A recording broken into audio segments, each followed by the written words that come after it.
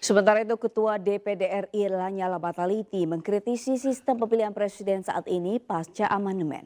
Lanyala ingin mengembalikan MPR sebagai lembaga tertinggi negara dan ingin presiden dipilih kembali oleh MPR.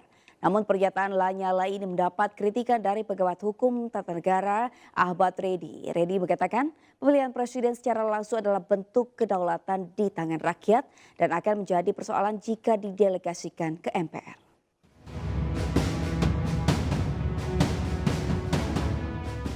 Ketua Dewan Perwakilan Daerah Republik Indonesia Lanyala Mataliti mengkritisi sistem pemilihan presiden saat ini pasca amandemen.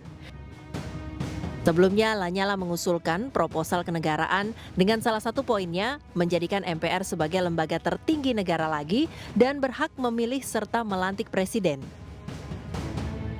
Saya tetap mendorong beli presiden itu di MPR. Karena apa?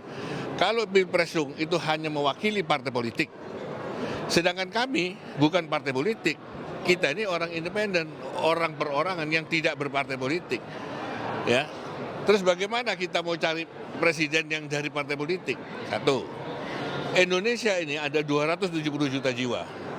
Masa perjalanan 270 juta jiwa ini diikat dengan aturan yang harus mengikuti dari partai politik? Berarti mana? Jangan-jangan ini terjadi masalah di partai politik itu sendiri. Ya, karena kemudian reformasi partai politik yang memang mengusung calon-calon berkualitas ini menjadi PR besar. Artinya hal yang perlu diperhatikan ke depan itu adalah bagaimana melakukan perbaikan kualitas terhadap partai politik itu sendiri.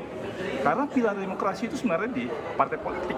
Jadi ketika partai politik tidak melakukan edukasi, kemudian menghasilkan kader-kader yang terbaik, yang kemudian diusulkan menjadi calon presiden atau presiden, ini bisa menjadi masalah.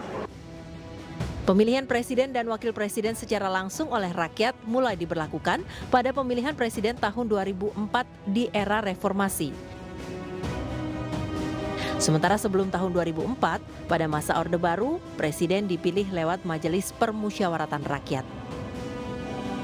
Dari Jakarta, Giselia Nurrahma, Wilda Aulia Pratama, iNews melaporkan.